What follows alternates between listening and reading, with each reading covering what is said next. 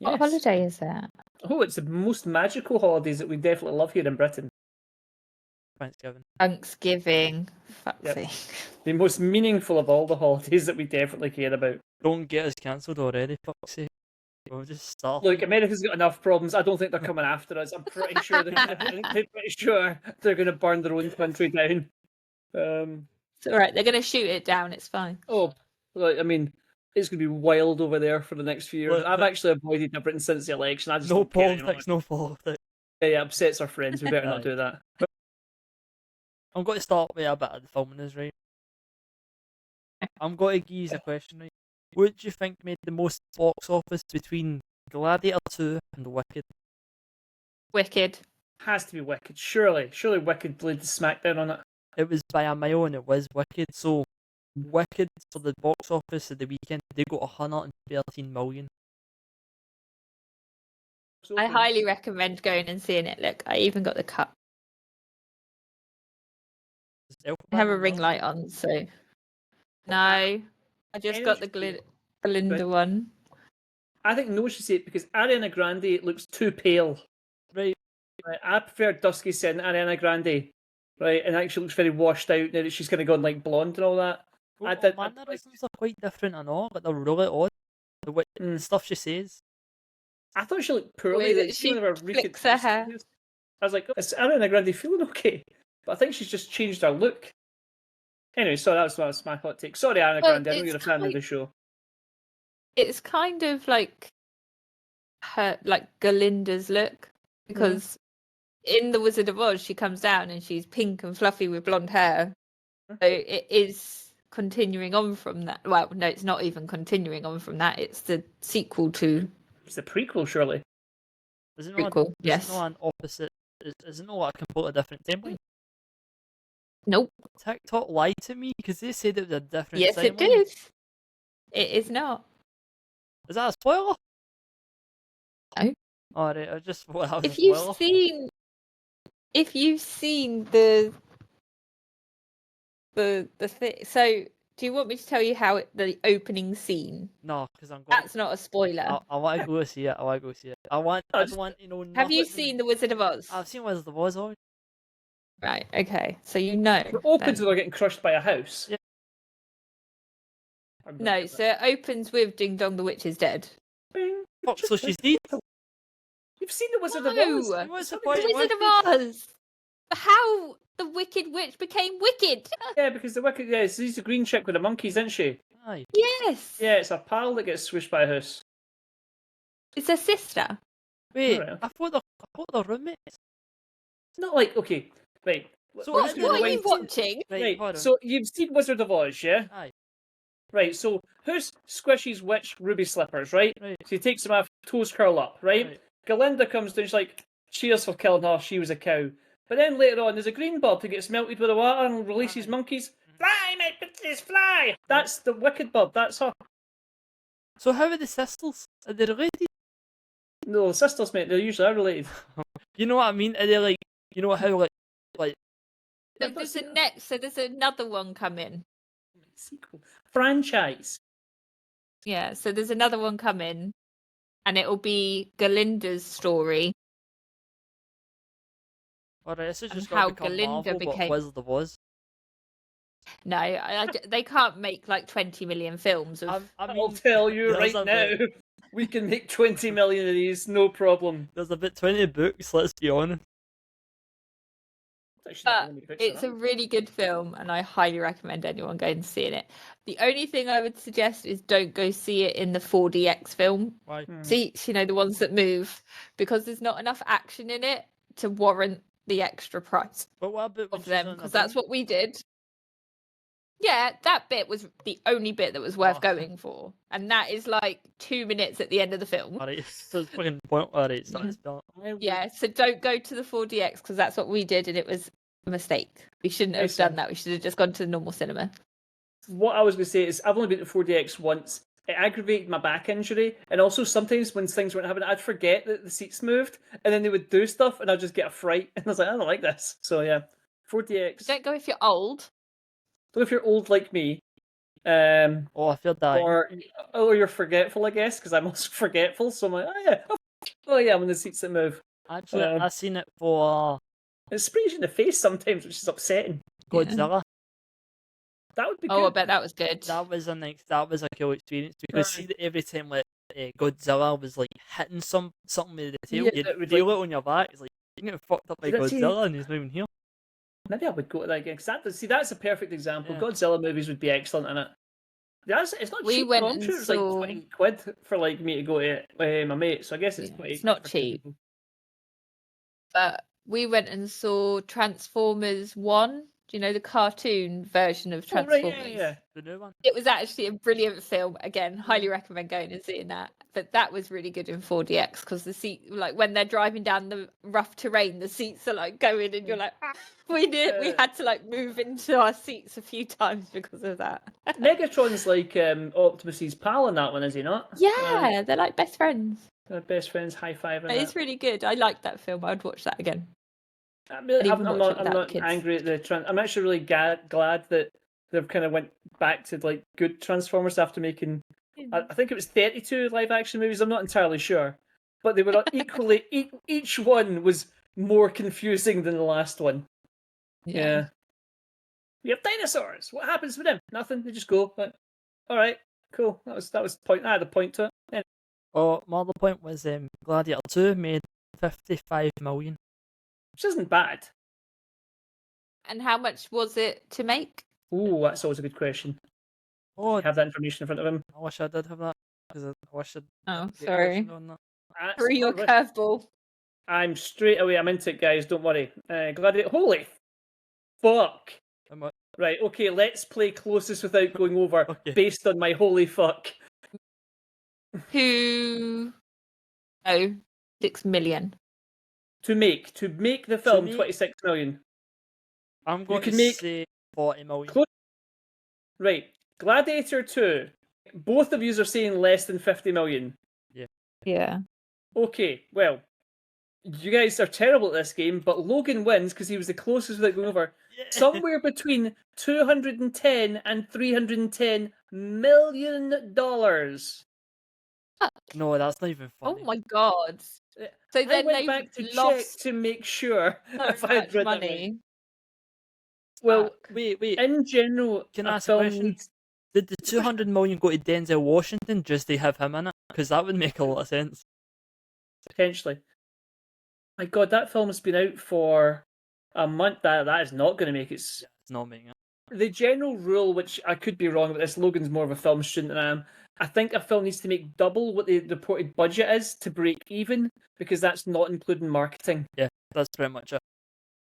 So if it cost 310, it would have to make 620 million at the box office. In its run, to be fair, see over the long enough timeline, most films make the money back because you can sell a film over and over again to like streamers and that for a long time. Mm-hmm. That'll kind of change the bit of Yeah. streaming, but But that is crazy. do you Like- think they will try to do the same thing with Barbenheimer?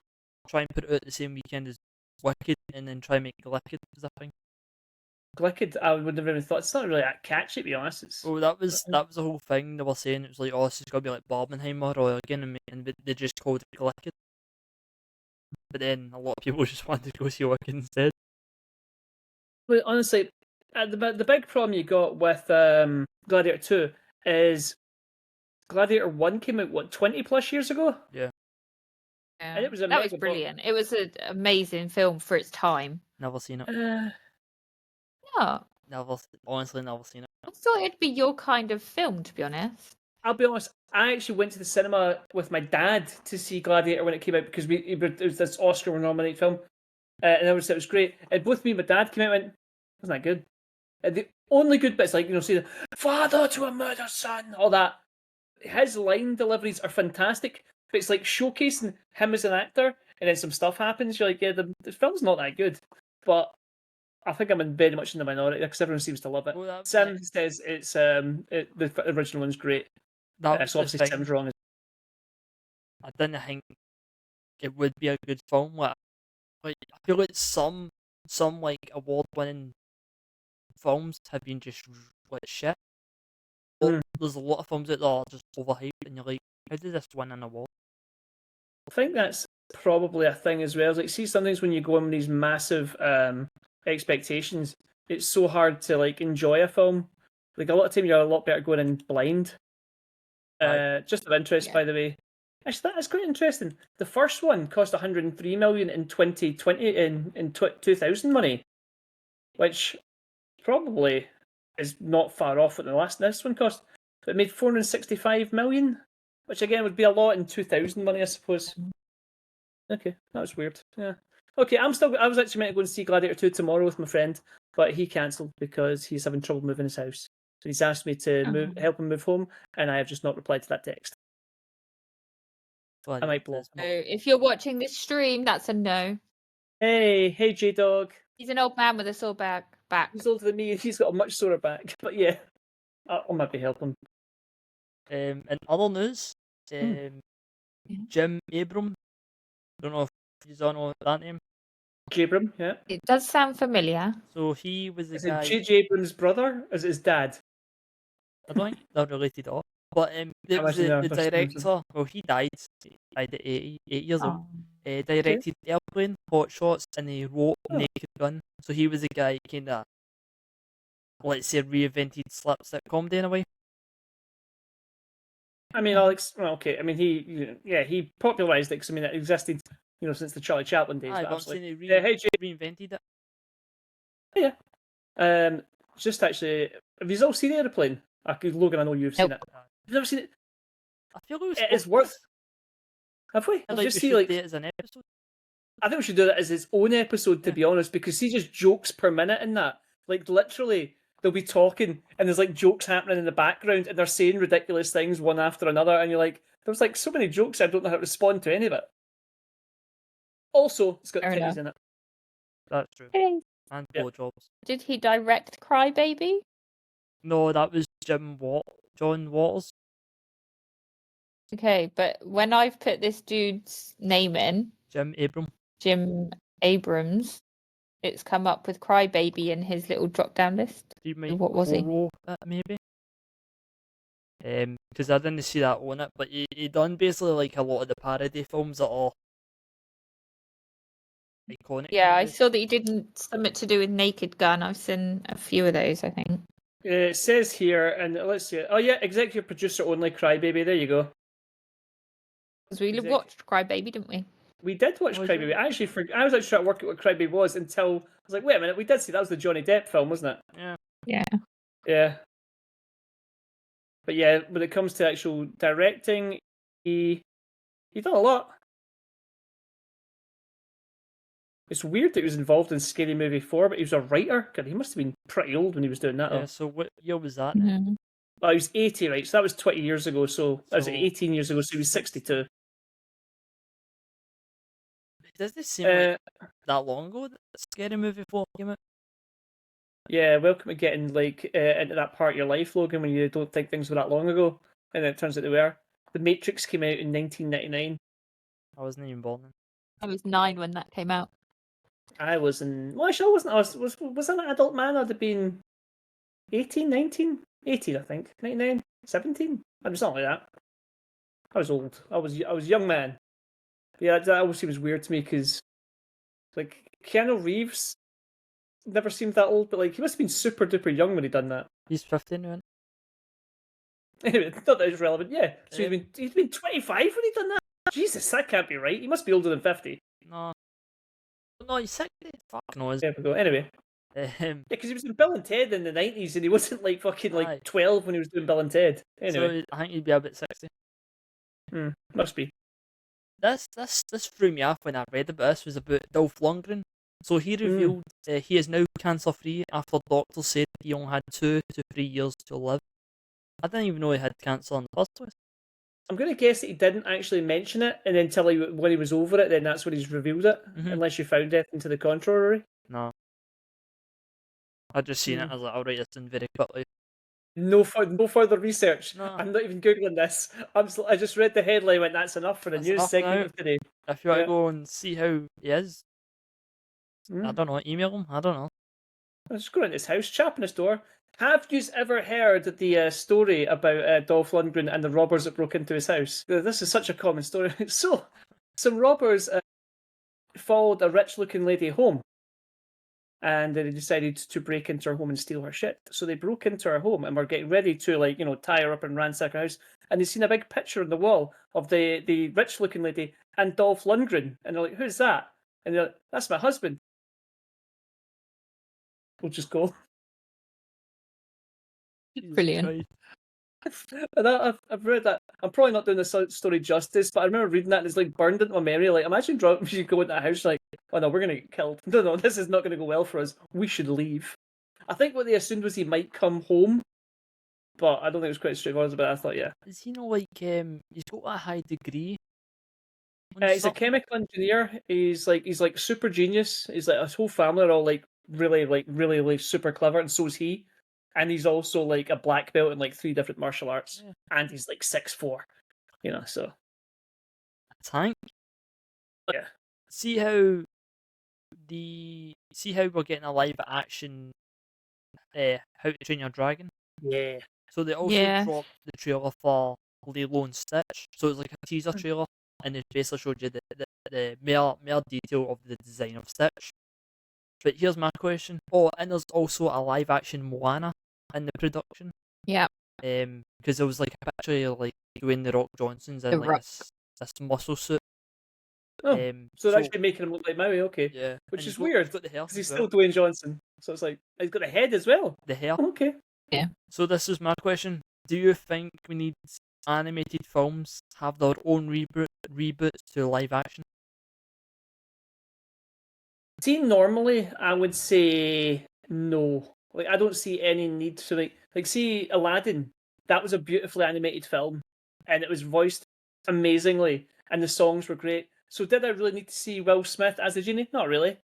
But I heard that was one of the better ones. But I don't like the animated film. It's not like it's dated. It's not like you look at it like, oh, it looks like shit. It's still beautiful. So why bother? Yeah. I think an even bigger argument for the Lion King one was like, the Lion King was that movie. So was the remake, because it's not like they trained the lions to talk. So it's just CGI lions and CGI monkeys talking to each other. What would we need that for? Like, the cuteness was the fact that they were animated and cute. The thing that amazes me about the Lion King is they said it was live action. It was fully CGI. Of course it was CGI, because you can't train a meerkat to hang out with a warthog and then sing. That's not how animals work. But also, I do kind of want to see the live action version of How to Train Your Dragon, because it looks cool. It does look cool, to be fair. Sorry, Sal, what were you saying? I don't really like the live action ones, but my daughter does. And my daughter loves Beauty and the Beast, but she much prefers the live action one to the animated one.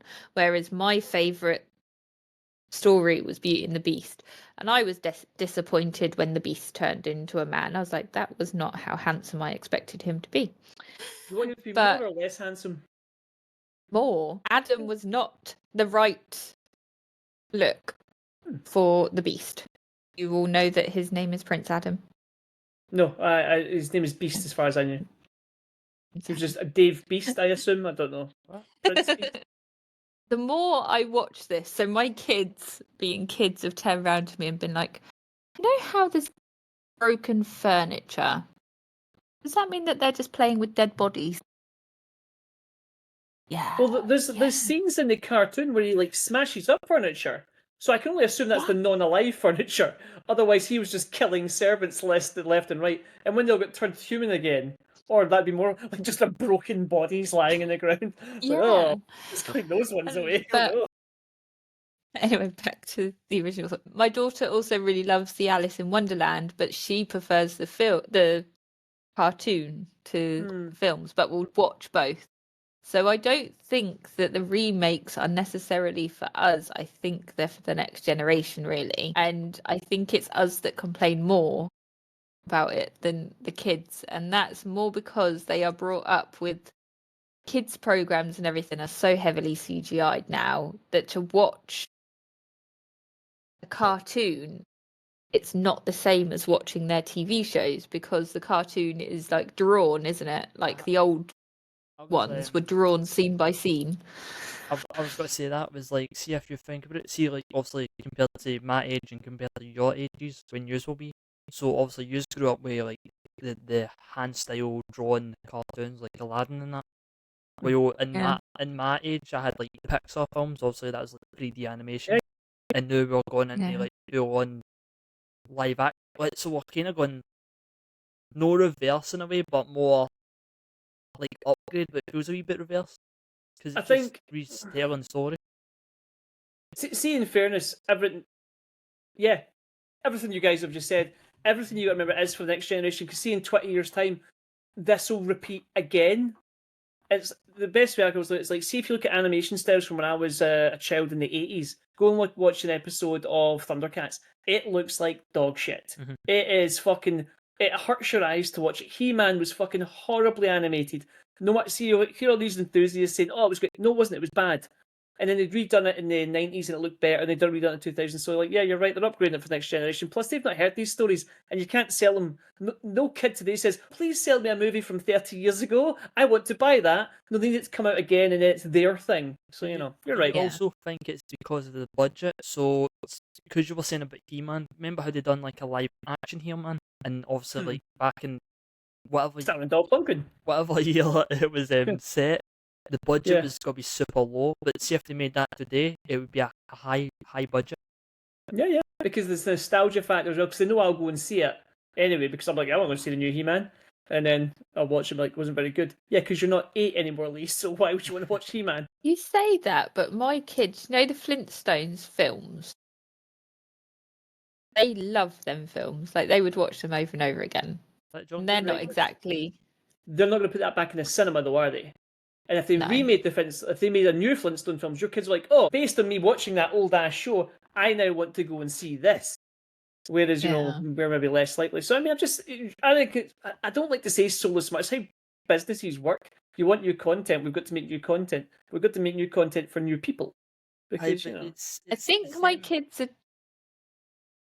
he's just going to When you talk. go on, you go start. I was just going to say that I think my kids would go to the cinema to see E.T.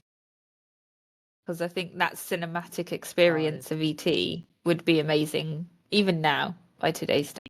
Or like there's been sequels, prequels, whatever. So like obviously Planet of the Apes that came out again. That's another reboot. Mad Max, another It's not a reboot, it's a sequel, but okay. You know what I mean? Yes. Wicked, another reboot. Would you say?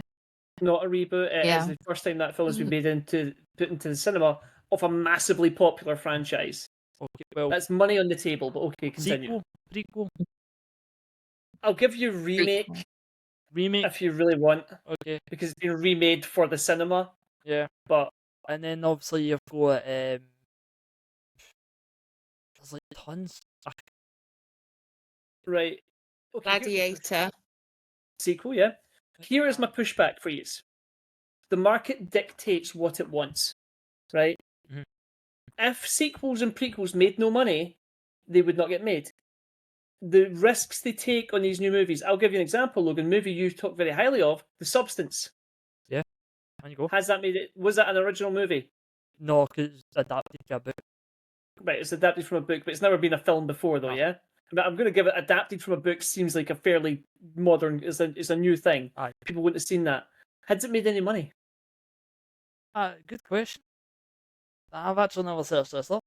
Right, because we hear this argument all the time, especially in the group we're in. People go, I want new content, I want new content. Cool. What new content have you watched and supported and enjoyed? Because people always say they want it, but they never tell you. Because there's new stuff out there, there's stuff that's not connected to anything, but people don't watch it. The market, they'll sell you what you're going to watch. And we all like the characters we've seen before continuing their story. And look, I'm equally as guilty of it. I don't fucking go and seek out new things, although I do want to see The Substance, because I want to see Demi Moore's muff. Well, I mean, she's got a lopsided arse, but I think we Oh, she's old, man. It's fine. Well, speaking of The Substance, got 54 million at the box office. How much did it cost to make? That's the question. 17 million. There you go. So that's made some cash then. That's like horror movie money though, because that's where they make horror movies. They're really to make, and they make about 50 million in the box office. So I've got one film news that actually relates to horror. Funnily enough, but there's got to be another. So you know how we've got the Winnie the Pooh horror. Yes. Blood and Honey, yeah. So Please tell me it's Alice in Wonderland. Please tell me it's Alice in what do Wonderland. you think would be the Right. next character? It's got to have Oh, I know this. Oh, it's going to be Tigger, isn't it? No, it's not. I'll give you a hint. She has seashells. Red hair. What it Dad's got a trident. maybe there's two, because I know that was the one. I forgot about that one, but it's another one. Oh, well, because Little Mermaid's the one I know about. Well, it's Popeye. So they've titled it Popeye the Slayer Man. And I've got the synopsis here. It says, a curious group of friends sneak into an abandoned spinach canning factory to film a documentary on the legend of the Sailor Man, who is said to haunt the factory and local docks. That's interesting because I've listened to a podcast with a guy that owns the rights to Popeye. He doesn't. Maybe it's the comic he owns the rights to. That's. Well, I know. And it's definitely Popeye, yeah. Aye, so there's been a poster that IMDb. You can search on IMDb if you want. It comes out next year. I don't know if it was because the rights did get out. Like, see how Winnie the Pooh kind of got into the public? I think Popeye was next after Mickey Mouse. Because that's why there was a Mickey Mouse horror game kind of came out recently. Yeah. Oh, that's crazy. Yeah, I mean, it all seems legit. That's mad. And like the silhouette's definitely the Popeye we know. Yeah. Because okay, someone made a list and they put it on what is coming out for the public demand. Yeah. And Batman's actually coming out not that long. I think it's like maybe a couple of years by now. So what, a scary Batman, or do you mean it's coming out of for the public? It become public domain. Aye. Yeah. That's crazy. So it's cool though. Like, don't get me wrong. I think it is kind of cool. We're kind of making different variants of these characters. I mean, I think it's a bit lazy that we just immediately go to like the exact opposite. Like, oh, let's make it Winnie the Pooh, but horror. Let's make it Little Mermaid, but horror. Let's make it Popeye, but horror. It's like, I mean, all right. It's like, so let's make Friday the 13th, but instead of Jason, it's Popeye. It's like, is that good? Could be cool. I mean, it could be. Again, anything done by good writers could be cool. That's a weird Popeye. What a weird one. It was such a weird one because when I read it, I was like, is this real? I'm going to check several more sources because this seems like bullshit. It was the title that kind of threw me off when it said Popeye the Slayer Man. I'm like, is this fan fiction? It's a fanfic. Popeye just fucking a whole bunch. Okay, yeah, cool. I have no strong feelings in that. I can't imagine I'm ever going to watch that, to be honest. I think I'll watch it, but I don't want to go see Blood and Honey, but I've heard it is better than the first film they made. I heard the first one was utter shit. Yeah. And the second one is less shit. But I think they've done them both for like no money. Like they spent what little money they had on the mask. It's just basically set like in a back lot somewhere, and it's just Winnie the Pooh killing people. I mean, you've got to start somewhere, haven't you? Okay. Because look at for an example, Saw. They're low budget, but they make a hell of a lot of money.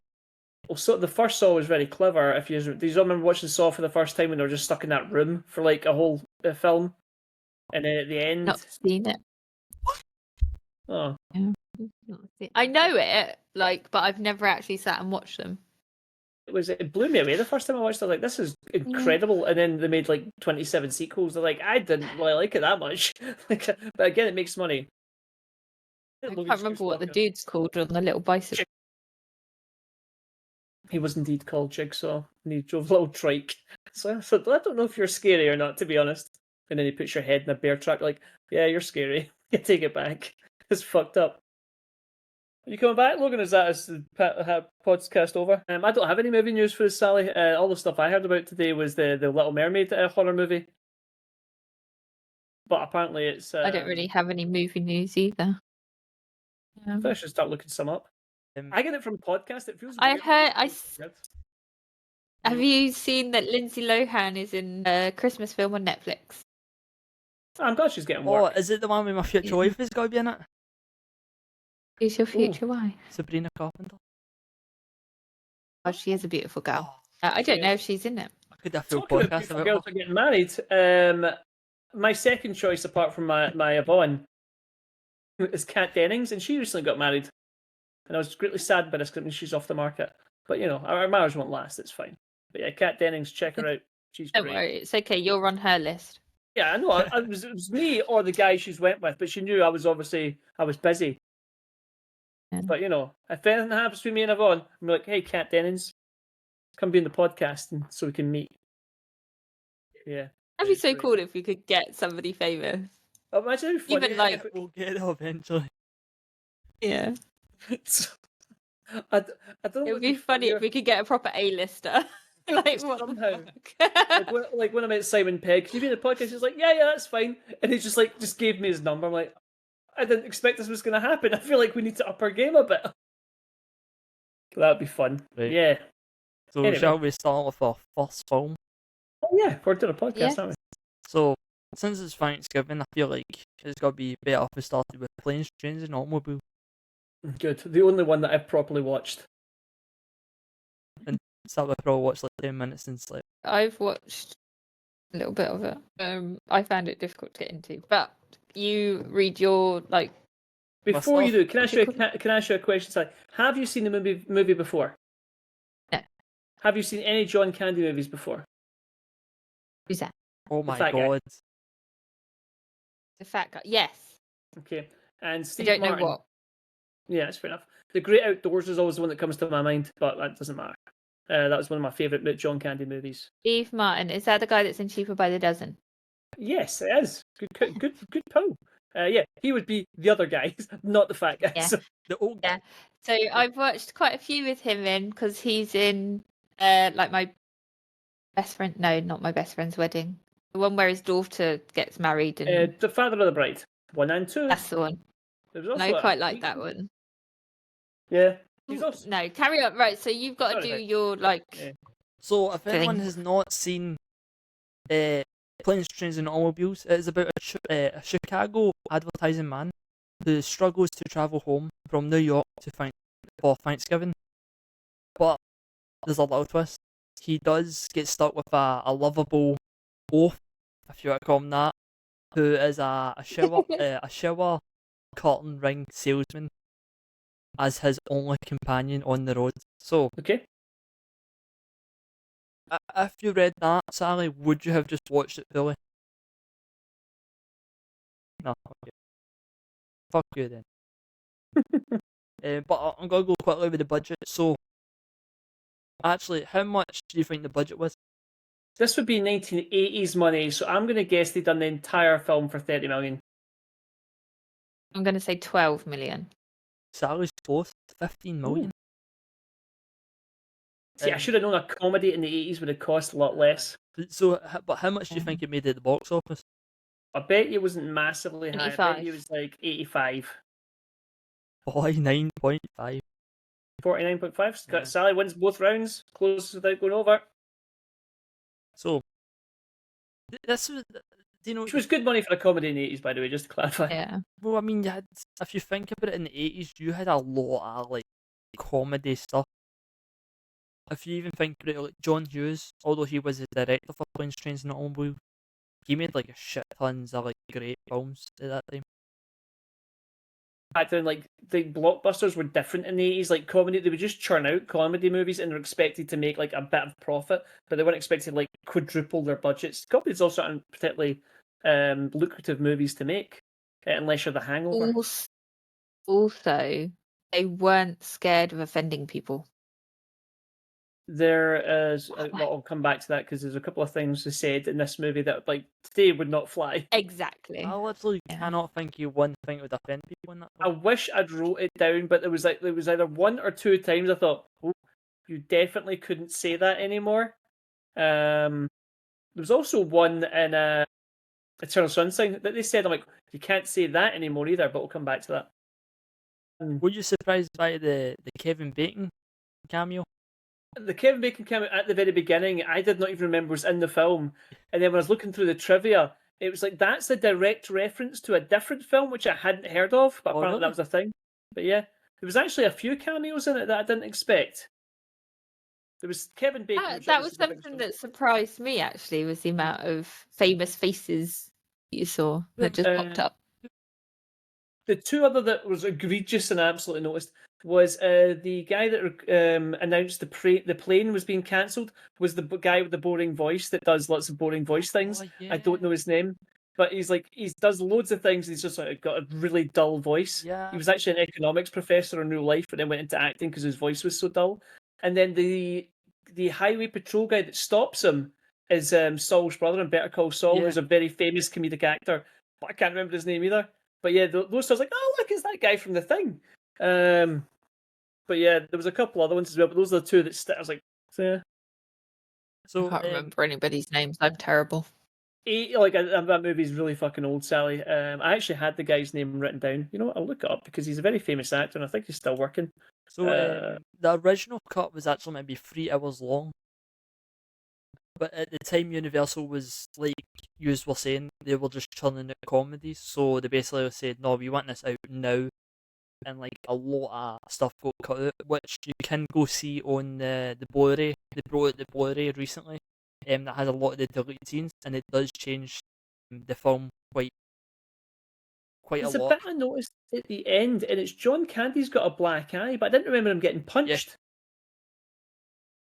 There's a scene in the deleted scene, I think it's Neil, Steve Martin's character, punches him, and it was never.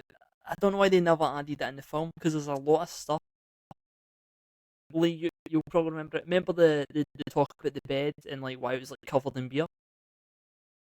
Because he spilled beer all over it, but you never actually see him do it. Just talks about it, yeah. So they actually have the scene. It's like John Candy's sitting in the bed, and that next minute the beer goes and all that, and they show you the part when they get the pizza delivered, and obviously you see the guy robbing them in the. Yeah, because they get robbed, but that seems to come out of nowhere as well. It's like there's some guy just breaks into the room and just robs him. Like, that's weird that they picked that room, but I guess they didn't think it mattered. So the original cut, that's the actual pizza guy. So he obviously delivers the pizza, and next minute he says, "Oh, it's just," he thinks it's one guy at the time, and then that's why he robs them. Because they do mention later on that he paid for the pizza, and I'm like, I don't know what pizza they're referencing because we've never seen that. Yeah, there's a lot of stuff that's like cut out. Because there was something else they cut out. So see when they first meet, when they're talking on the plane. So John Candy had an actual 10-minute monologue just talking utter shit, and you can actually see like where it's cut. I don't know what specific lines Steve Martin says, but you can see where it's been cut, and you can actually see the script online, and it was like a good monologue. It was just him talking like why he's selling like shower curtains and he can sell it to anybody and all this sort of stuff. It was like kind of cool. To me it would add more stuff to John Candy's character. Adds depth to his character overall. I think it's like, I get what you're saying, but also for like a snappy comedy, do you need a 10-minute monologue about this? Do you need to have depth? It was like, you know what he is? He's John Candy. That's who he is. Because also like even the speech John Candy has, that iconic speech when Neil's like slagging him off. That was also a long speech, but to be fair, they cut that quite well. So that made a lot of sense. They also, but the guy who Saul Goodman, Michael McKean's his name. Michael McKean. There's in the deleted scene he talks about like the overshot New York, or it was like Michigan or somewhere, and it explains like why they kind of like get stopped and that. So they cut out like quite a no important bits, but it makes a wee bit more sense in the films. But to be fair, it's still a perfect film, I'd say. Really? You go as far as a perfect movie? It's fucking great. It's iconic. It's like you've got John Candy, Steve Martin is a duo. Even like the car scene where you're like Steve Martin sleeping, and then you've got John Candy like smoking a fag, trying to like fucking driving it. It's cool. Certainly, I remember loving this film when I was a child. It's interesting watching it now because it's like a lot of the comedies like dated, and it's things that you've seen repeated or redone in so many different ways. It's kind of hard to find it funny because you're like, oh yeah, I know all these beats.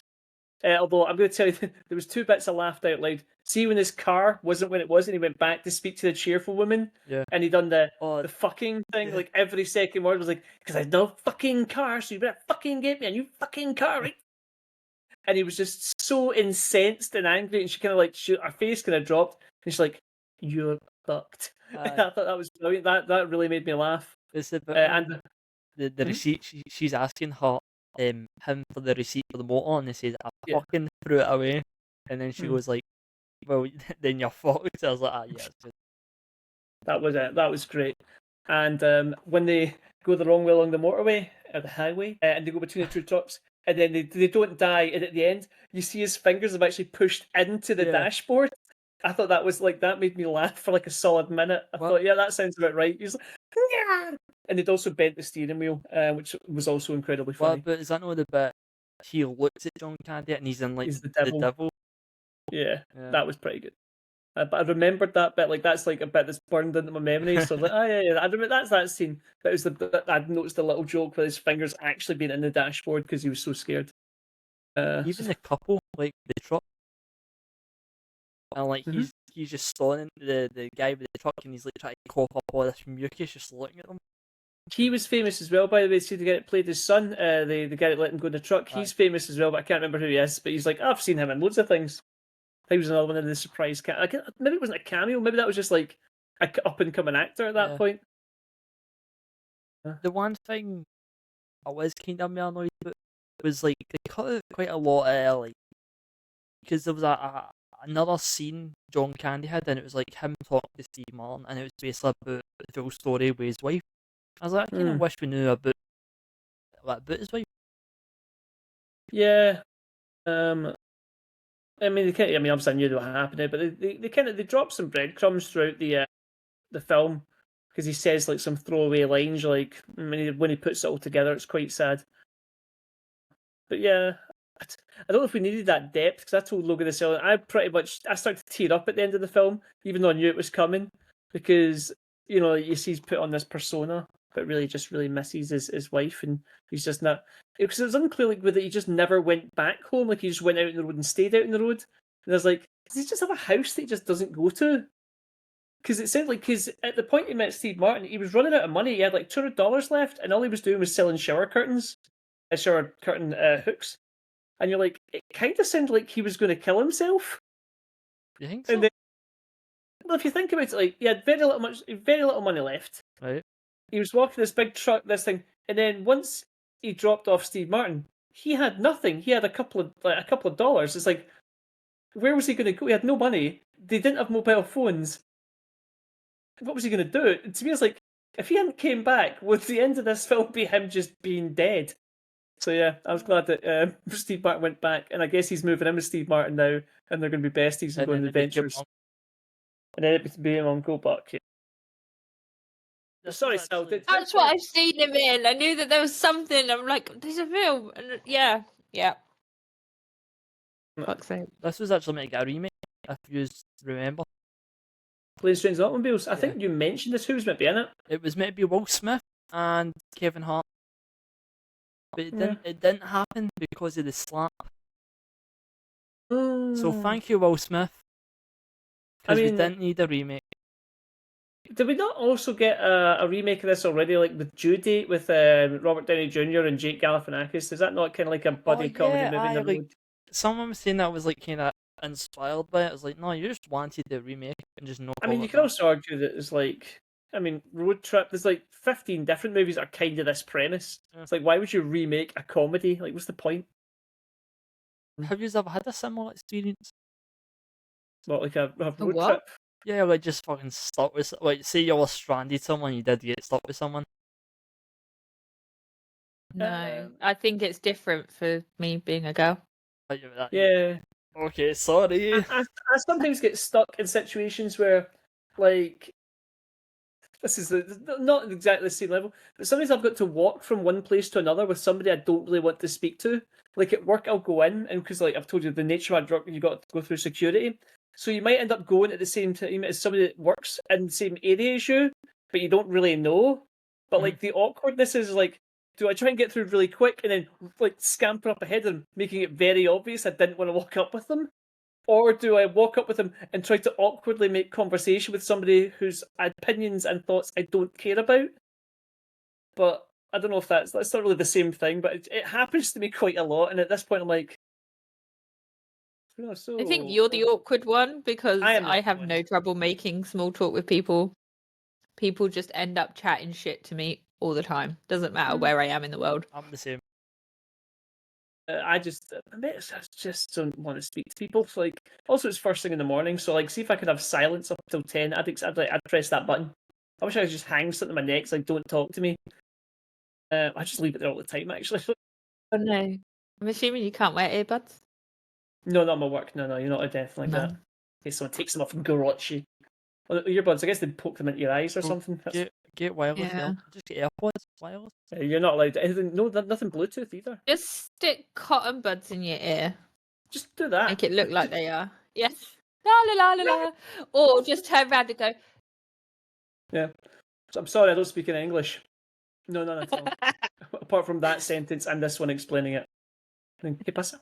And that's it. Okay. If there's No, but I found it a very weird film, and I found it because obviously I'm looking at it for the first time watching it. I was like, this just wouldn't happen. No, but I can actually say this because this happened. No, literally me when I was like older, but this happened to me when I was a wee guy, right? I didn't go with strangers, by the way, just in case, right? So this is when I was on holiday. A hole in the toilet you're meant to leave alone. No, keep it in my mouth over that just to see what happens. I was on holiday when I was a wee guy. We were like my family and that. And we went to Morocco and like, so we went to Agadir. Then next minute Agadir, like all our plane got cancelled. And then there was like a group of English people, but they were old motherfuckers. Like I'm talking about 80, and they had this young guy with them. And the only option you could was stay in Agadir and then go to London the next day or something. Or it was like go back to that is annoying. But I was thinking like weirdly when I was like a teenager, I could speak to older women really easily. Like see women that were like 40 or 50 plus, I could have really good conversation. People my own age was the worst thing ever because I had no idea what to say to them ever. I'm the exact same with that. Because people will talk about stuff I just don't care. But then they'll mention some obscure thing. I'm like, I have a lot of knowledge about this. I'm now going to impart to you. And they'll look at me like I'm mental. I'm like, yeah, that's not how normals think, is it? Okay, never mind. So yeah, but I've never been trapped anywhere. I assume it's the tism, to be honest. But sometimes I can use it to my advantage. Sometimes it's just awkward for everybody involved. Back to Sally's review of the movie, I wanted to hear what she had to say about this. So it wouldn't happen. That's the end of it. Why would you think it wouldn't happen? Just because, well, obviously nowadays people have access to mobile phones, and more often than not, there are different ways to get home than sort of almost thumbing it down the road. That's the sort of vibe it gave. And I think that obviously technology being the way that it is nowadays, it just wouldn't happen because you'd find different ways, whether it was a taxi, whether it was like somebody somewhere would be able to go, right, in 6 hours this storm's going to be free, so we will have something, whether it's a bus, a train, a plane, whatever, you stay here where you're safe and we will sort you out. Whereas I think in that film it sort of portrays it like, okay, it's cancelled, see you later. It just wouldn't happen like that now. Here's the thing though, America's huge. It's also fucking huge. Yeah. There was a weird scene like when the train broke down, which I wasn't really clear on the train. Because if a train broke down, they would just send another train out to pick it up, and they just go along with that. That was weird, but again, comedy movies are weird reality because they wouldn't be like, sorry, you've got to walk 1.5 miles to a bus. It's like, no, there is children, and like they're just carrying their stuff across a field. I'm like, they definitely would just get a train to come pick that train up. There's no chance. Like, it would take longer for the buses to get to the area to pick us up, but it's film, it's fine. I don't know. Comedies are weird, and like if they didn't accept weird things happen, like imagine you watch Frasier and everyone just resolved everything straight away by talking.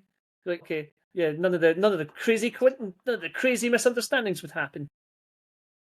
See, I think also, like with safety being the way that it is nowadays, like there's that funny thing where it's like you've picked up a hitchhiker.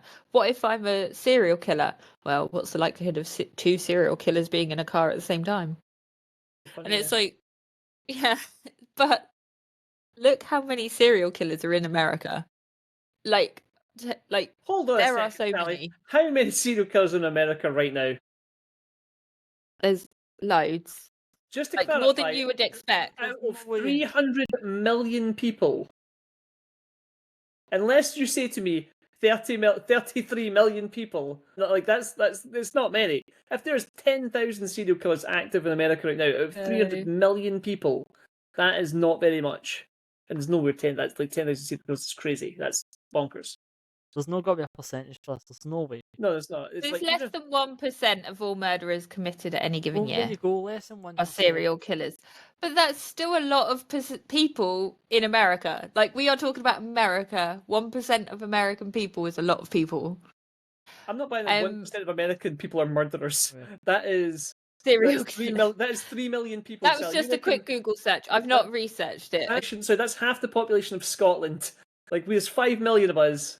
I'm not accepting it. Like, there's 3 million serial killers. I'm not saying, but even if it was like, I don't know, 200 in the whole of America, that's still a lot. There's still a lot of people that are killing many people. But one of the guys, not students, it's a teacher at my work today, said that there was, and I think he said it was 350,000 people a year go missing in America. I think that's what he said. It's really high. And there's like 150,000 of those just put down as we don't care. And it's like, that's a lot of people. The number was huge and it didn't stick in my head because it was totally random and out of nowhere. So based on that alone, it's like thought of sharing a hotel room with a stranger.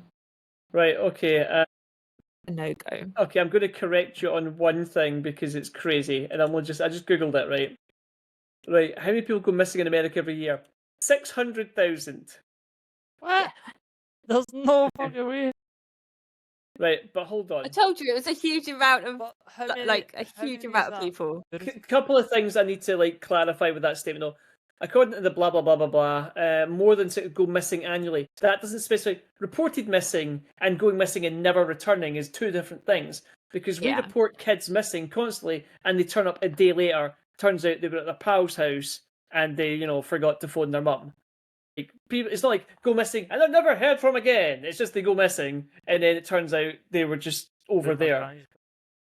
They got pissed and didn't want to get in trouble. It's one of these things that became a bit of a joke over here in Scotland because people are like, my daughter's gone missing. Oh, she's been missing since Saturday night. Yeah, when she went home with a bloke and then got pumped and then came stoating home after dinner on Sunday. Or, to be PC, a guy went out and he got pumped and then came home after 5 o'clock and it's like, it happens. And people also kind of like to put things on, oh, my dad, my family, that kind of stuff as well.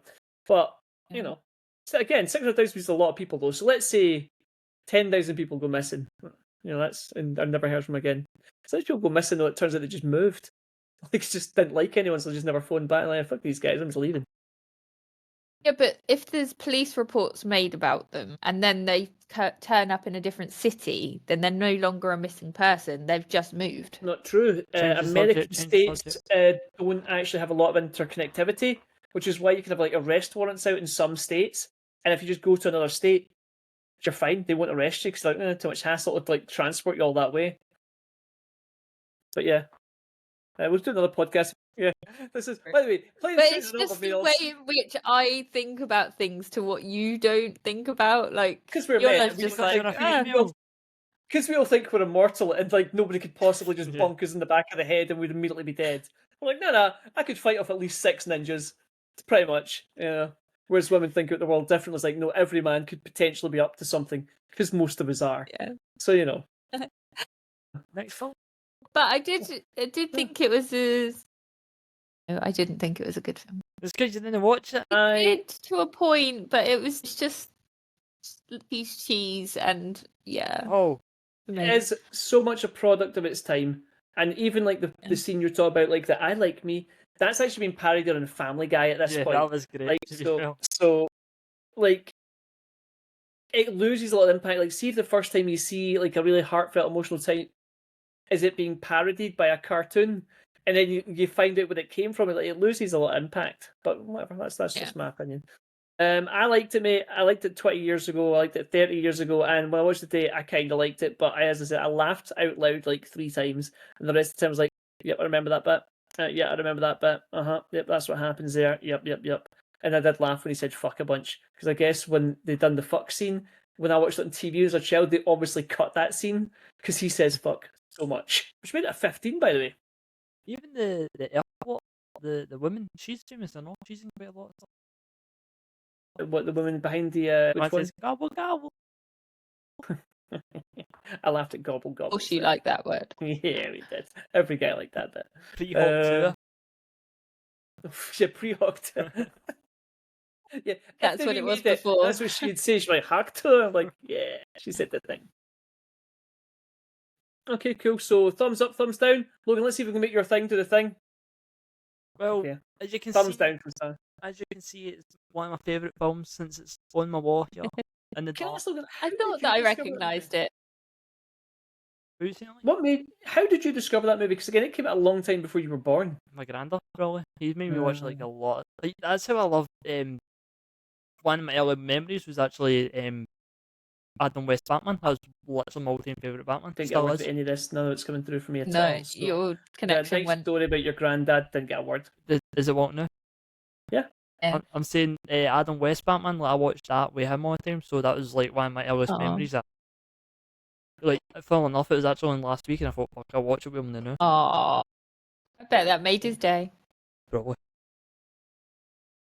Yeah, that's probably what happened. He's so cute. Okay, so the next movie then.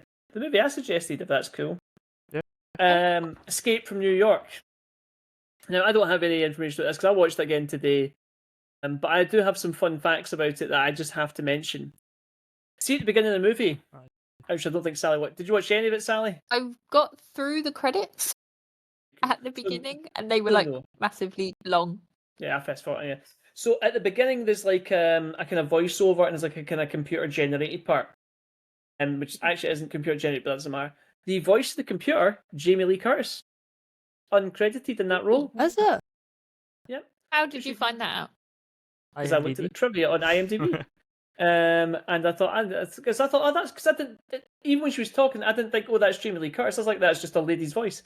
But uncredited, she's done it because she'd worked with John Carpenter about 3 years before on Halloween. That was the other thing.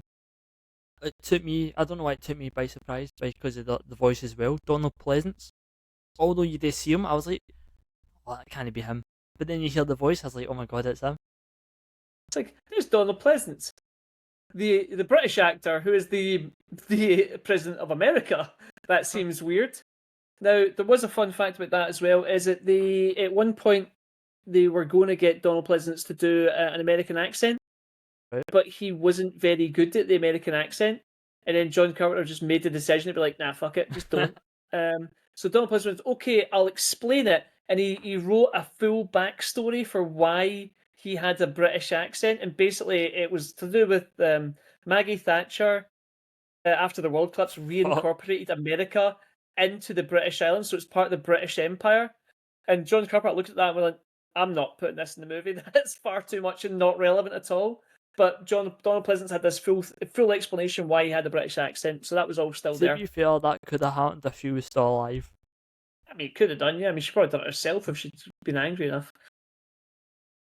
So that was a weird thing. But to be fair, John Carpenter said, no one's going to care, so we just won't draw attention to it. And to be fair, until they mentioned it, I hadn't even noticed. I was like, oh, there's Donald Pleasance. It was more like, oh, there's Donald Pleasance than he has got a British accent. Like you said there, I didn't even notice till now. I was like, oh, yeah. So that was fun.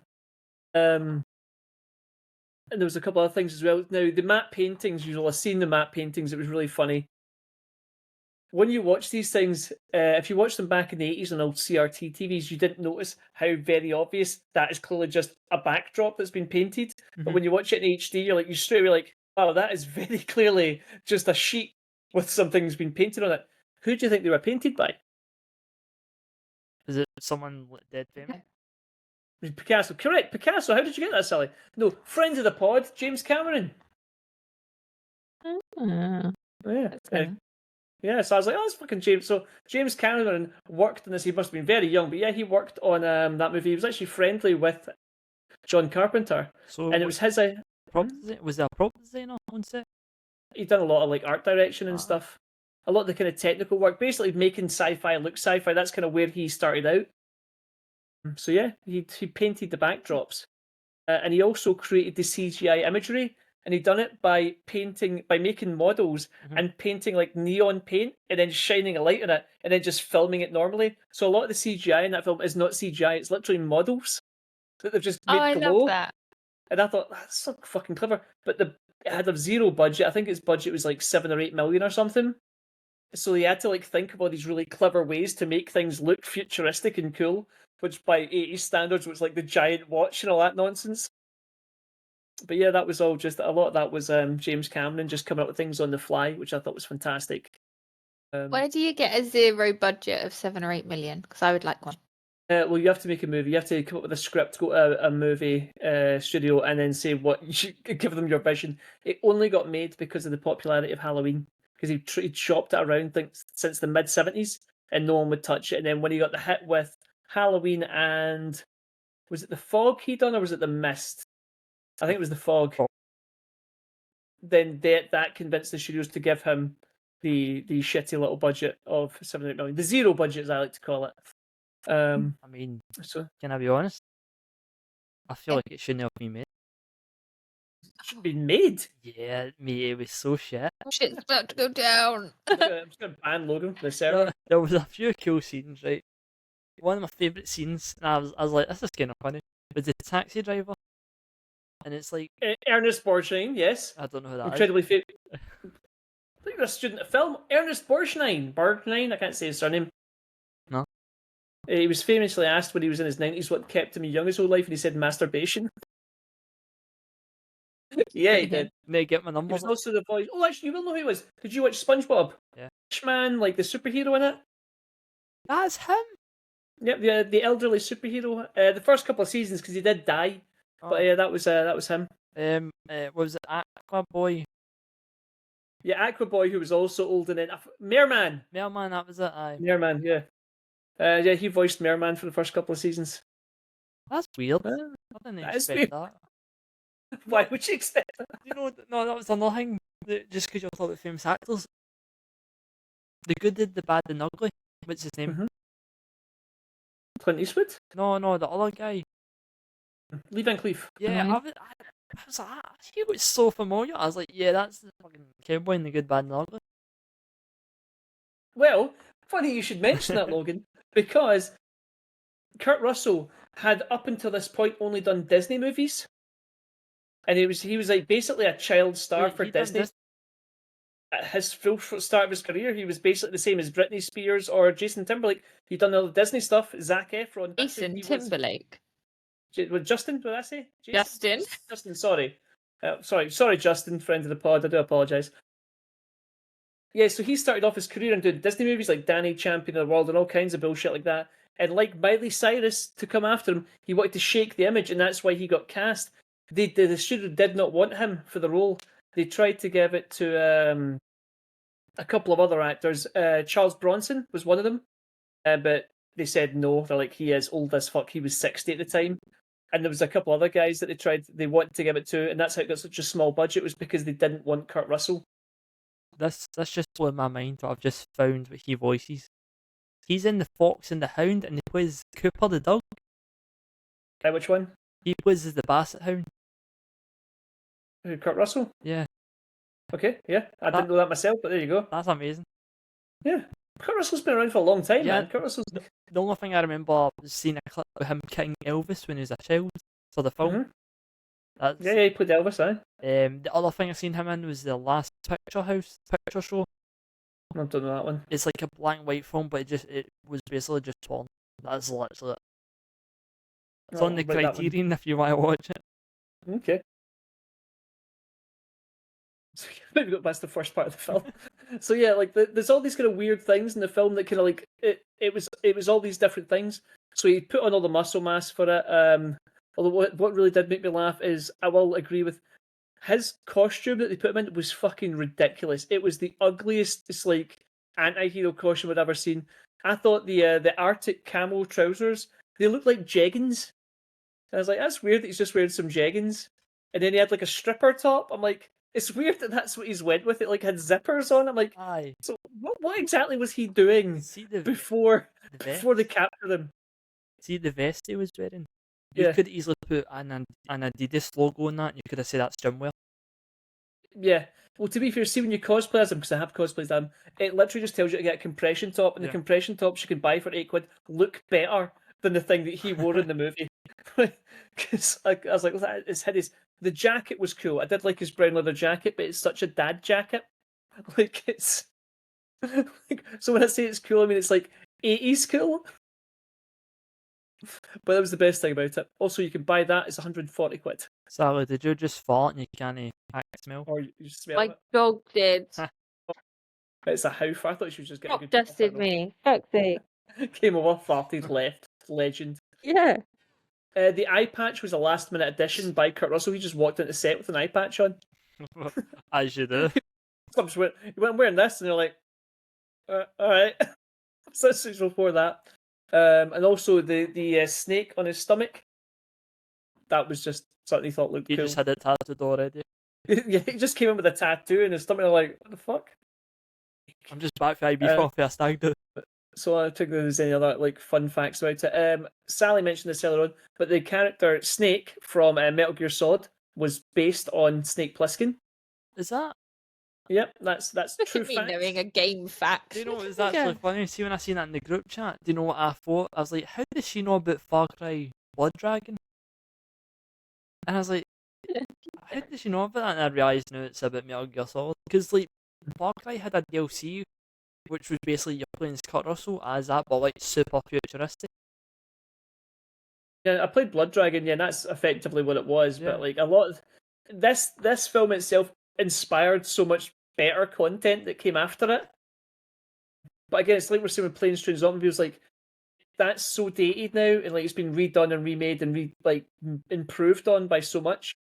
But that's when it started. Like we said this with Halloween as well. Like Halloween was like the blueprint for pretty much every horror movie or slasher movie that came on.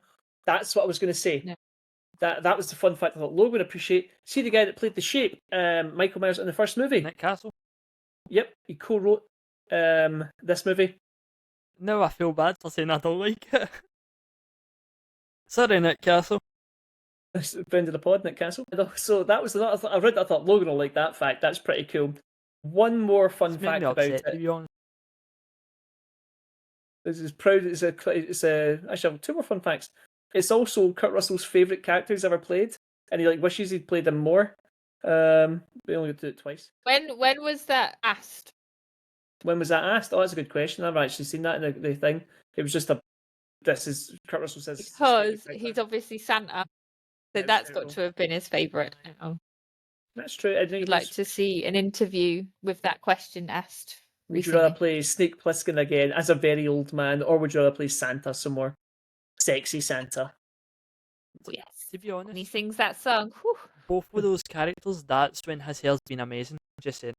Yeah, like he's got like the Snake Plissken hair is fucking gorgeous. There was one other thing. Oh yeah, and his stuntman in Escape from New York has got the best name. What is the best named stuntman, Logan? You should know this. Mike Hunt. No, that's hilarious. So Dick Warlock. Don't know why that got me though. Dick Warlock was a stunt double in this, and Dick Warlock has also been a stunt. He also played Michael Myers later on, but Dick Warlock's done lots, and his name's Dick Warlock, which is fucking amazing. That should be like a D&D character, on it. That is 100% a character in D&D. It must be. It should be if it's not, but yeah, every time I hear his name, I'm like, yep, that's great. I would introduce myself as Dick Warlock to everybody. But yeah. If it's written down, it'd be like Warlock Dick. Warlock is better. There's no way to write it where it's not fantastic on the back of your credit I wonder card. what his middle name is. Peter. Probably something boring, yeah. Megatron or something. Just like something ridiculous. With what this film? There was a sequel of this film. It was called Escape from LA. I wonder how they came up with that. I don't know how they came up with that name. It was made 15 years later. I think it was 1996, and it is bad. His costume's better, but it's not a good film. It's also got it's got a scene in it where not Dick Warlock, where our man Snake and John Carpenter surf on a seat on one of the very first uses of like proper CGI in films ahead of like an explosion. But yeah, John Carpenter put himself in the sequel.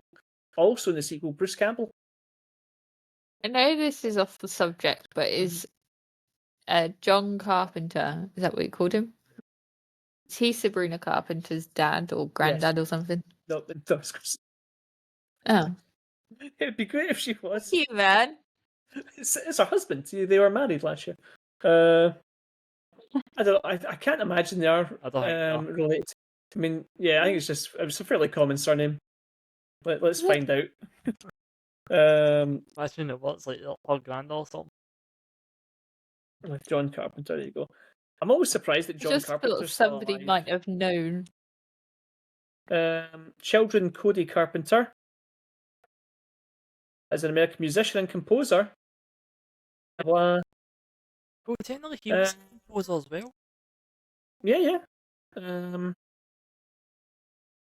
John Carpenter's kid is 2 years younger than me, so he's 40, and he's married to an actress who is... Nope, that can't be true, because she is 80, so he's not married to her. Okay, cool. Nah. Yeah, it doesn't say anything else, so I don't think Cody Carpenter's got a daughter called Sabrina Carpenter. Fair enough. That's a shame. That'd have been great if it came full circle. That would have been fun. Full circle to a random thing that we kind of talked about. But yeah, as for the plot of Escape from... It's in the title, Escape from New York. He goes to New York and he has to escape with the president, which I always thought was really weird. Also, they copied that exact storyline for Phantom Liberty, the DLC for Cyberpunk 2077. Yeah, the president... Phantom Liberty, a plane crashes in Cyberpunk land, Night City, and the president's on it, and your character V has got to get them out of the city, which I thought, well, that's like blatantly ripped. Yeah. Now, can you guess what the plot to the sequel Escape from LA is? Killing the president. Escape from LA with the president? No. Close, so sad. They have to escape from LA with the president's daughter. Did John Carpenter make this as well? Yeah, I think he was the director of that one as well. No one. This is at the start of the career when he started to get real lazy. I was going to say, did no one tell me already made this film? I don't know what they were thinking, to be honest, because it wasn't like not the first one was that popular. I think he just wanted to hang out with his friend, to be honest.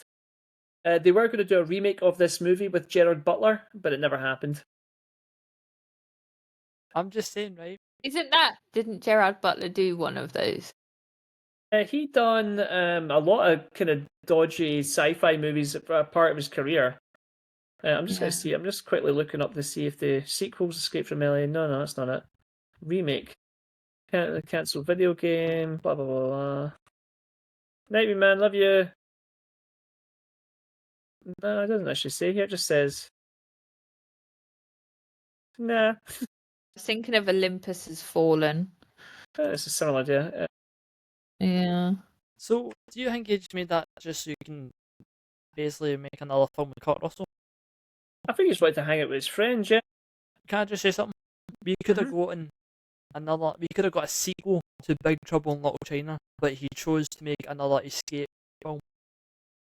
Really? That's a weird thing to make. Again, see, Big Trouble in Little China was such a good film. I could see but also think about the ending, like when Kurt Russell's in the truck and monster pops out, yeah. They could have made a sequel. I mean, would the sequel not be him just beating up that monster? Well, and then that's the end of the sequel. They could have made like the monster like the Gremlins. I mean, to be fair, they could have just done like Big Trouble in Little Italy or whatever, you know. Yeah, Copenhagen. Like Little Mexico. Well, it doesn't matter. Just goes somewhere and beats up other like fantasy creatures. Or in SKC, it gets beaten up. They've got lots of kind of fantasy stuff there. I don't think anything worth mentioning yet. Escape from New York, it's not actually that good, and it's really weird to look at all the bad special effects. Also, how often did the helicopters look like little model helicopters. Even the intro, you could tell like it was miniature buildings and that. Yeah, again, it's when you put things in HD, all of a sudden everything. That was the thing I was going to say. The miniature models they were using, they'd been repurposed from Blade Runner. Yeah. Just repainted the same models from Blade Runner. Thought that's pretty cool. Just because you're talking about miniatures, because I rewatched Total Recall original. The miniatures, you can tell they were miniatures. Sometimes the miniature work's really, really impressive. It's like if you go back to watch the original Star Wars and they're like, skimming through the valley, like the miniatures look fantastic, and if you shoot it in a certain way, but then when you upscale it to like that higher definition, it just doesn't look as good. And also, we're better at spotting things now. It's like if you watch CGI from like 10 years ago, at the time it looked amazing, but now you can immediately spot where like the CGI stuff's used.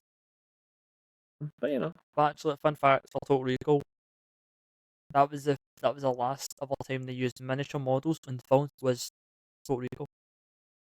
Yeah. And what after that, it was like they just built full scale cities, or Yeah, pretty much. fair enough.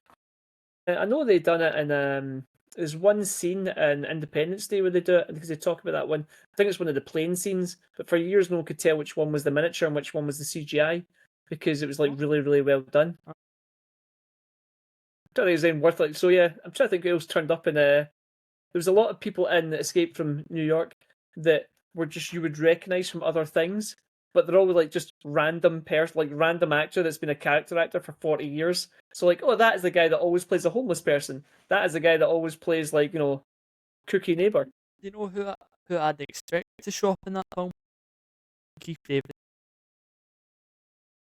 Why would you expect Keith David to be in that film? I don't know, it gave me that vibe it's a film he would be in. Just because they live. I just feel like this would be cool with him, let him live a badass character on that. Fair play. I don't have much else to say about it other than you probably don't need to watch this movie. If you do, good. It's not that long. But I felt like I kind of went on my phone and looked up trivia the whole way through the movie. So Was this not like also, your favourite film? not of all time. No, it's a movie that kind of meant something to me. It was like you go back and things are better in your memory because like when I was a kid and I was watching this at like on BBC Two at 11 o'clock at night, it felt like, oh, this is quite an exciting movie. It's like it's a grown up film, and then you go back and watch it when there's a million movies like this, and it's not quite as good. Also interesting to see Kurt Russell being like a tough guy, because if he had to have like that physique in a modern movie, people were like, he doesn't look like a tough guy at all. But like back then, you could just be like normal size with big shoulders and big arms, like, oh, he's a fucking hard guy. I did also like it when he had to fight, have the baseball bat fight with a wrestler. That was ridiculous. Oh, and that was a real bat with a real nail in it. They had to hit him with at the end. Oh, really? Yeah. So the wrestler was shitting himself because he had like a bit of padding on the back of his neck, but he was scared he was going to hit him too hard. Sorry, someone phoning? He's ruined the podcast. Oh. This Alex. time of night, Jesus Christ. You know what it'll be? Just put that phone on silent for me. You know what it'll be? It's my son has got Snapchat and his friends do video chats at weird times, but obviously we take his phone off him at night, but he doesn't always put it on silent. Yeah, those kids stay up late. It's mental. Like they're sending like Snapchats at like 12 o'clock at night and stuff. Yes. Like that. The good old days. Kids 11, man. They should be in their bed sleeping at that Oi! time. No, the dog's gone. Fuck. Podcast ruined. Jump! Fucking hell. Straight in the bin this episode. Right, this is an actual question. Would this is going to be for the Befies, although Sally's not going to watch it. Would you let your kid watch this with you? Like as this is a film you need to watch. I don't think my kids would sit through this film. I think they'd get bored because there's a lot of nothing in it. I can't believe I never mentioned Isaac Hayes is in this movie. He's the Duke of New York, chef from South Park. I think my kids would probably like it because they like weird films. Films that I find really boring. Like I introduced them to Rush, which is actually a really good film. But they have watched that now every day for the last week, but it's only the big ones that have watched it. The little ones haven't watched it. But they've watched it. That's about Niki Lauda and James Hunt, F1 drivers. Niki Lauda's covered in burns. He's dead now, bless him. But it's just the story of how he ended up covered in burns, and it's got Chris Hemsworth in it. He plays James Hunt. I do know the film. I've not And watched, but I know it. yeah, My but it's an mental- odd film for kids to like. I mean, But kids just not they've that sort of really stuff. enjoyed it. I don't know why. I was with the Waynes, and I watched Aliens because I thought Alien would be a bit slow for them. I watched Aliens with the little one because the big one was not interested. Alien 3 I thought would be too dull because there's like a lot of nothing in that movie, but you like xenomorphs. So we skipped straight to Alien vs Predator, which is only a 12. We watched that, but I thought we couldn't watch the sequel because it's fucking crazy. And I would have loved to watch Alien Romulus with them, but apart from the last 15 minutes of it, I'm like, I can't put that on because it is fucking bonkers. Did you ever get around to watching that, Logan? No, that's the scene where the fucking the lady gives birth to the kind of xenomorph baby, and it starts like fucking suckling on her and that, and like that's weird. So up until that point, I'd let him watch it because although it's kind of violent, it's not. It's like ridiculous. But that last 15 minutes, I'm like, I don't think his little brain can be taking that right now. That's terrifying. I'd creature. switch the movie off at that point. Like, no. Look, it ended. No credits on this film. Yeah. You know, it actually brings me a friend. Remember, what's her name? What's the Lisa Kudrow's character? Phoebe. Phoebe. Because mine does like an episode like. Yeah. Yeah, And then mum and dad turn off it. Yeah. Oh Yeah. my god. Yeah. They've all got sad endings. It's like, yeah, my mum used to just switch them off and say that was the end. I'm like, oh, okay, that makes sense, yeah. Right. It's a She happy hung film, herself. but- It's fine. Our next yeah. film? Our final film. Final film. That's my choice. So I chose Eternal Sunshine of the Spotless Mind. Yeah, you did. Yes, I did. I regret my choice. So let me read the information thingy. Joel finds out that his girlfriend Clementine has had him erased from her memories and decides to do the same. During the time of the clinical procedure, he realizes that he still loves her deeply and changes his mind and tries to reverse the effects. So I think I tried to watch this film 3 times. I have never seen this film before, and from the looks of it, I thought it would be right up my alley, and I'd be like, yeah, great. This seems like my kind of film. I'll cry at it. It'll be fine. I couldn't get into it whatsoever. I was really struggled to watch it. I can see why. It felt like there should have been more to it. There was a story in there, they just didn't find it. Yeah. See if the roles were reversed. Say if it was a woman instead of a guy.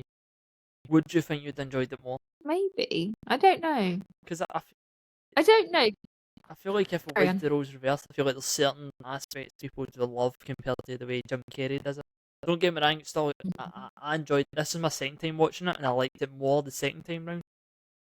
Yeah. I think one of the facts that I found out was that the directors were telling all the other characters to be more spontaneous, to be more fun, to be more everything, apart from Jim Carrey, because obviously that is his go-to thing, and that wasn't his character. His character was quite subdued and like held himself back, wouldn't sort of go forward and be the person at the forefront. And I think that actually really came across that they were holding him back, and I don't think it was one of Jim Carrey's best roles. It was because it was so unlike him.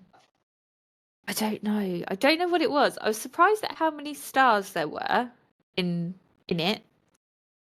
So many. I didn't expect it. I didn't expect to see Frodo. I know that's not his name, but every time I see him, it's Frodo. Yeah. Thank you. Mark Ruffalo and Kirsten Dunst and the old guy. I can't remember his name. I wish I remembered his name. I know what you mean. I got his last name for some reason. It's auto-corrected his first name. Wilkinson. I've got it Tomorrow Wilkinson. Don't know why that's Tom Wilkinson's It's name. Tom. Many people in there that I was quite surprised about. I, for some reason, just could not get into it. I couldn't immerse myself in it, and it was a shame because I felt like it was something that I really could have got into. What did you guys think of it? I didn't get the whole way through. I tried to watch it today, It's gone back. but like everything, I do everything at the last minute, and it was quite long. What I started doing during the movie is because they were having a lot of feelings and being kind of whiny, and I was like, I don't care about any of this. I looked up the ages of the characters. What age do you think Jim Carrey was in real life at that time? 34. 35, 34? He was 42. What age do you think Kate Winslet was? Oh, 20. 29.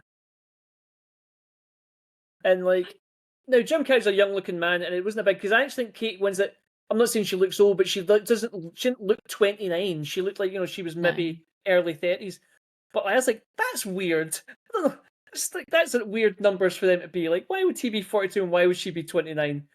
Kirsten Dunst was 22 and Mark Ruffalo was 37. I knew that was going to be a weird age gap. And Mark Ruffalo's not a young-looking man. Like again, he didn't look old, but he looked like he was nearly 40. And Kirsten Dunst barely looked older than a child. I'm like, that's a weird scene to be in this. And obviously Elijah Wood, I think, was 7 or something. He always is. He was 22. He still looks like he's 22 as well. Good for him. But I watched it, and I did like the premise, and I'm going to try and force myself to watch it properly and like put my phone away, because I think it would be a good film. And I think it would make me feel things, and I would get sad because I think it's. I don't know if I'd call it as far as it's beautiful that like he's trying to dig past all stuff, but he did forget the first part though. He forgot the part when they were arguing, and she seemed like a maniac in that last memory, that last fight. Like, she was unreasonable, and she dropped an F-bomb on him that is not the fuck one. It's the gay slur. And I was like, whoa, can't say that anymore. Settle down, Kate Winslet. So, like, is he just remembering, like, the good parts? Because it goes further and further back towards the beginning, and he's fallen in love with her. Is it because he's just remembering the beginning of the relationship? Are all the problems not still going to be there when they go back out? Because they do, I think at the end they go back together. But everybody thinks about that, don't they? When they break up with somebody, they don't sit there and stew on the bad things. They sit there and think about all the good things. And then you end up going back again. And then you realise why you split up. They're terrible. Like, it kind of implies that she had a drinking problem as well. Like, she yeah. See, when I was first watching it, I thought like Kate Winslet was gonna be like this whole con artist kind of character. Like even the first 10 minutes they're on the train, and then she just randomly talks to him. I was like, because that seems weird to me. I was like, is that forced? Like, because she get, I'm not a stalker. And you're like, are you a stalker? Like, why have you approached 42-year-old Jim Carrey on the beach? Like. What's going on here? Yeah, that didn't seem to come up again. Just apparently random hot chicks with blue hair approach middle-aged men and want to come round. This is because I know the writer for this is, oh my god, Chris Kaufman. Yeah, I was going to say Andy Kaufman. Yeah. Oh my god, is it not? He makes his Charlie. Charlie, that's it. Kaufman. His writing of films are always weird because he wrote Adaptation with Nicolas Cage, and that was a weird film as well. And then he made Being John Malkovich. Yeah, that's one of my fun facts. Nicolas Cage was the original person to play Joel. So that is interesting. That's who he wanted to play Joel. I kind of see it. No, neither. Really nice to see that one. There was actually something I did want to say about what was it? We'll come back to you guys talking about it. So, I know what it was. It was the director of it was a chap called Michael Gondry, or I think it's Michael. I think he's French. Yeah. And they had a weird conversation because I think Jim Carrey at this point had not been diagnosed bipolar, but then he was bipolar at some point. It was in a depressive episode. I don't know if it was afterwards, and the Gondry guy came up to him and says, "Oh, you're so beautiful when you're like this. I hope you never get well."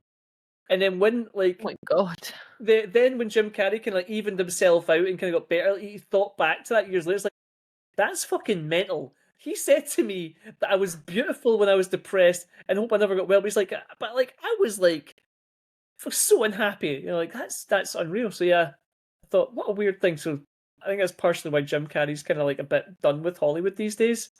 Yeah, don't blame him. Also, he's got some weird anti-vax stance, so So there seems to be a running theme right Mhm. now with today's episode. Ariana Grande made an album called Eternal Sunshine Oh, yeah. in reference to the film, and there's also a song. Yeah. In 2004, when this came out, it did well. I mean, the budget was 20 million and it made $74 million. So it did all right. I mean, double the budget. It's done well.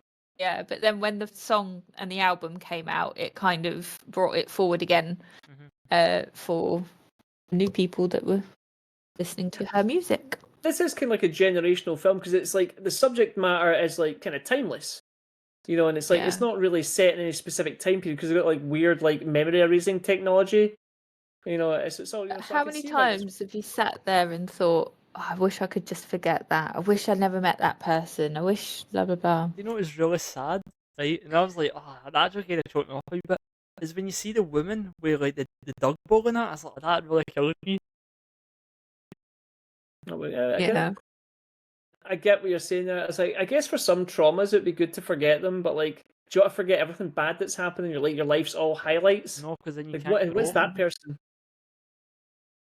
Yeah, I mean, it's that. I think that's the kind of point of the film, isn't it? Like, would you erase it if you could? Should you erase it if you could? But like for some specific traumas, you absolutely should be able to erase them. It's like, that's gone. But like people would, no one would stop there though, would they? They'd be like, oh, I want to erase all the boring days at work. So like you remember 17 minutes of your life. What happens? So there has to be long-term effects of that. Oh, yeah, absolutely. Yeah, I mean, if this was getting franchised, it could be like, oh, I murdered someone. I want to forget that.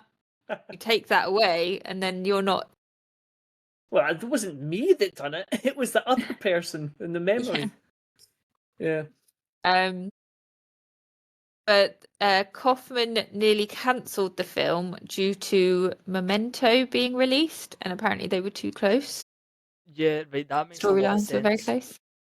Yeah. Memento is a fucking great film, and I can get why. So, Lee, you've seen Memento. That's the one where he's got the stuff written in him, yeah? Yeah, but it's like his memories kind of erased as well. Yeah, he's like memory resets every day or something, but he's like, he writes things, and it turns out at the end it was the butler.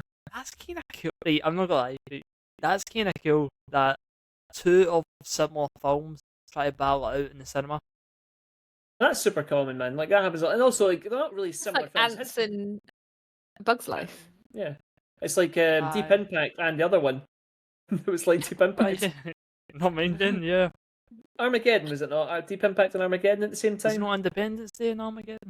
Well, see, make me do this shit. Like, I know there's like two similar ones like that. And Armageddon, and it came up at the same time. Both really, it was Armageddon, both released in the summer of '98. That's also a film. So there you go. So they're the ones about the meteors hitting Earth. But I think one's like Armageddon's like more of a blockbuster, like let's fight the meteor or the asteroid, and Deep Impact's like we're fucked. There's an asteroid coming. Whereas like I'd argue that Memento is like to do with memories, but he's not choosing to forget. He's like not like a sci-fi thing. It's just like he's like solving a crime. It's been a while since I've seen it, to be honest. Although I do like the episode of Brooklyn Nine-Nine when they do Pimento's Memento, and he keeps describing it as the Finding Dory disease, which I love is even funnier. I've never seen that episode that you feel. I highly recommend it. Anything that's got Jason Mantzoukas in it, you should watch because he's great. If you only ever watch, sorry, you. I was going to say, if you ever watch any of Brooklyn Nine-Nine, just watch the episodes with Jason Mantzoukas. They're the best ones. What do you think about the subplot? About the two psychiatrists, Kirsten Dunst and Tom Wilkinson. Kirsten Dunst, is she banging? I didn't like that. I thought that was a bit rapey, not rapey, predatory. Why?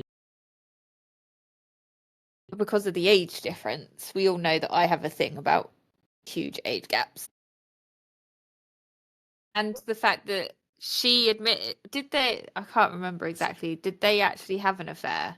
Aye, so she basically just fancied fuck at him and she just couldn't hack it, so they erased her memory. and then Yeah, replace her but then routine he cycle. continued to work with her. So surely that's like if they were trying to do it to help her, you'd be like, you need to go to a different company.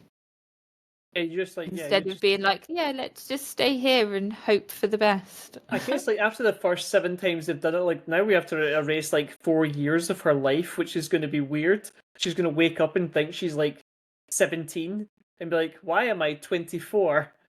Like, where did this house come from? It's not like that because I mean, like when Kirsten Dunst was on the phone when she was at the reception phoning a client, there was a client who was saying, "Oh, like, can you erase my memory again?" And she says, "This is like the third time this month. Can you like stop phoning?" That's pretty funny to be fair. But then you don't remember that you're asking for your memory to be But then, erased. Like, what is this person doing so often? I mean, how do they even know the number of this place at this point? It's like, let's just erase us from their memory as well.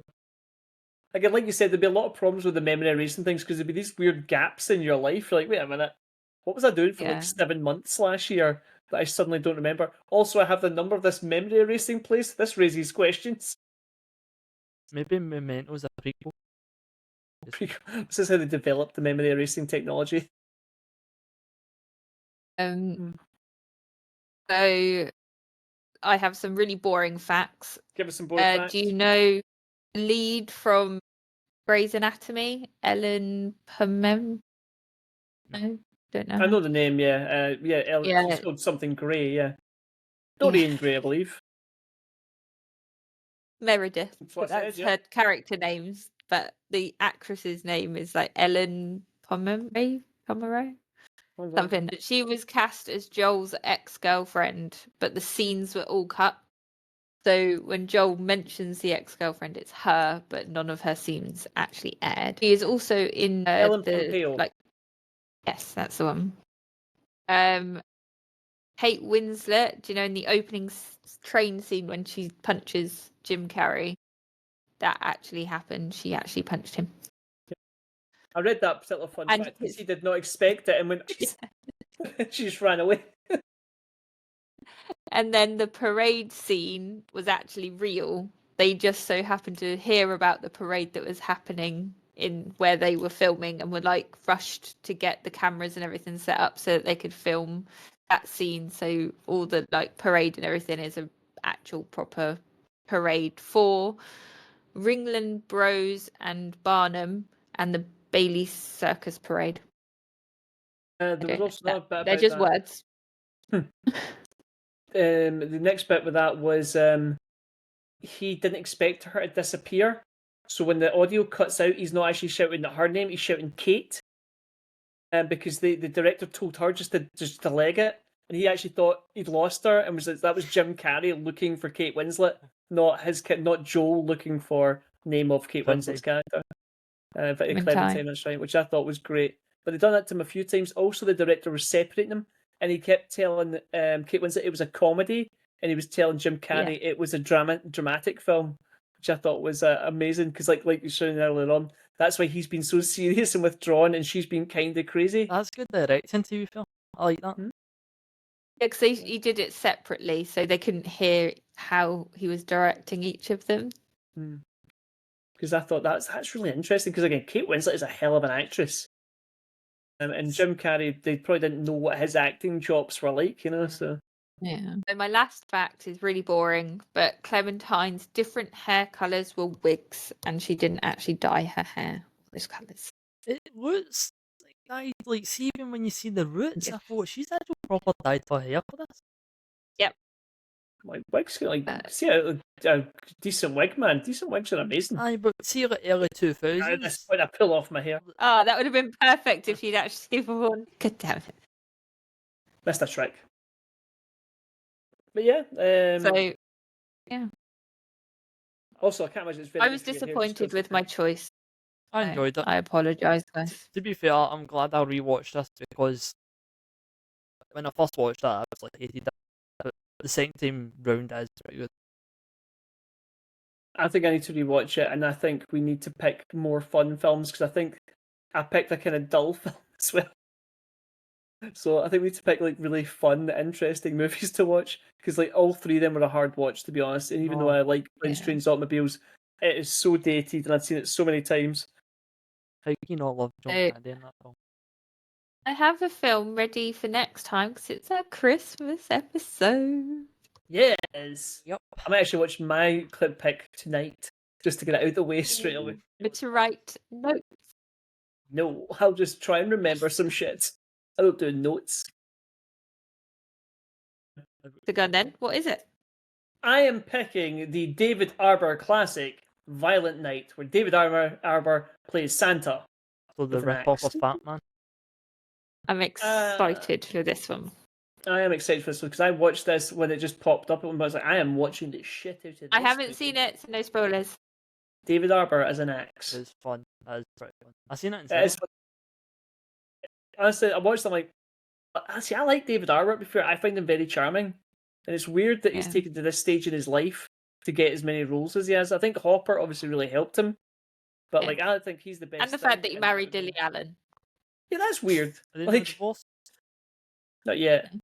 Soon. Well, she was married to a builder, which was weird. Like, she was just married to like a guy. And then like that guy was like, "This is weird. I'm married to Lily Allen." She went, "Yeah, it is," and she just divorced him. It's just stupid. I should be married to you, you normal person. Then she married David Arbor. Like, Yeah, oh. they're still married. I thought they'd found out. There's something. Well, who cares? Anyway, irrelevant. This isn't a David Arbor and Lily Allen podcast, although it should be. We're not sponsoring this, so What they do. What have you got for us? What you bring at the table, Logan? You said it was Elf or something, isn't it? Jingle all the way. This is my second favourite Christmas film. What's After best? Die Hard. I was tempted to do Die Hard, but I'm like, I've seen that every single year. Every Christmas Eve I watch it. I don't know why, but I just always do. right. Oh, see, It looks mine's like Miracle Jingle on on the Way. 34th Street. I love that film. That's not my choice. Thank God. Jingle All the Way is available on Disney Plus, so that's handy because I actually have that one. What the fuck is that? That's right. No, every film you've picked, I think I've had to buy or like rent or something. Me? Violent Night's on Netflix and Jingle All the Way is on Disney Plus. Just get a buy fire stick. shit. Just get a dodgy fire stick. Don't that's know fine. anyone.